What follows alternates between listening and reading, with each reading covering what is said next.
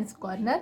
आज हम बनाने जा रहे हैं होममेड मिल्क चॉकलेट। इससे पहले हमने आपके साथ जो रेसिपी शेयर की थी वो डार्क चॉकलेट की थी। उसका एक अपना टेस्ट होता है और इसका एक अपना टेस्ट है, वो थोड़ी सी हार्ड भी होती हैं। इसके लिए जो मैंने चीज़ें ली हैं ये बहुत ही सिंपल है। आज मैंने जो है ना मेजरमेंट इनकी करूँगी टेबल स्पून के लिहाज से।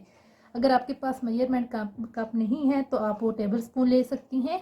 इसके लिए मैंने लिया है 11 table spoon coconut oil, 16 table spoon crush की हुई चीनी, 8 टेबल स्पून ड्राई मिल्क और 8 टेबल स्पून इसमें कोको पाउडर इस्तेमाल करेंगे। साथ इसमें मैं बादाम इस्तेमाल करूंगी जो हम सबसे एंड पे इस्तेमाल करेंगे। अब हम चलते हैं इसको बनाने की तरफ। सबसे पहले छलनी की मदद से हम तमाम चीज़ों को छान लेंगे। सबसे पहले मैंने लिया है कोको पाउडर। अब इसके अंदर ड्राई मिल्क,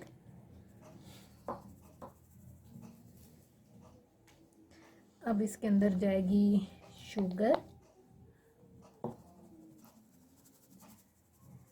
अब इन सारी चीज़ों को मैं अच्छे तरीके से मिक्स कर लूँगी।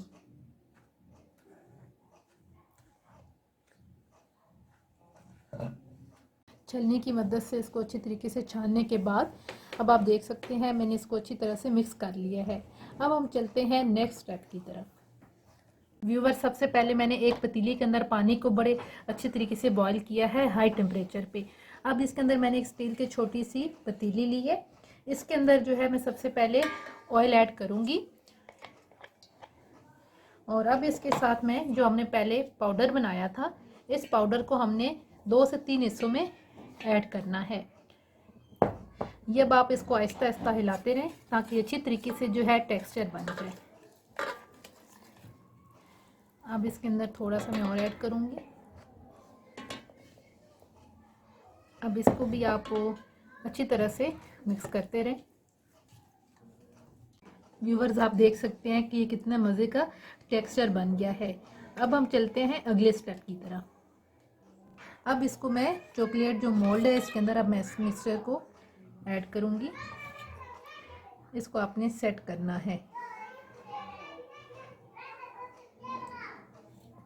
इसी तरीके से आप सब में थोड़ा थोड़ा ऐड करके इसको सेट कर लें।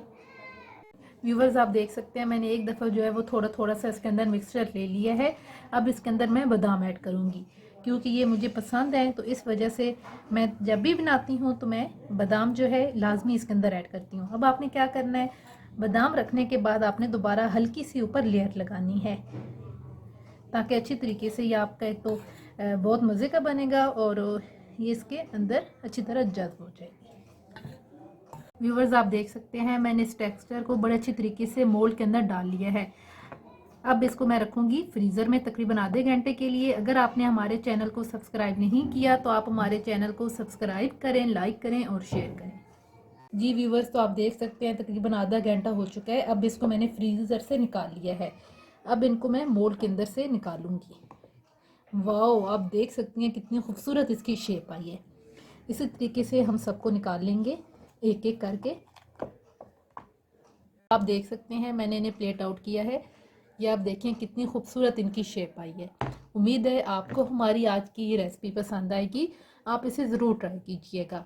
हमारे चैनल को सब्सक्राइब करें, लाइक करें और शेयर करें। इस पर मौजूद बेल आइकन को भी प्रेस कीजिएगा ताकि आपको हमारी आने वाली तमाम वीडियोज़ बरोवक्त मिल सकें। अल्लाह हाफिज़।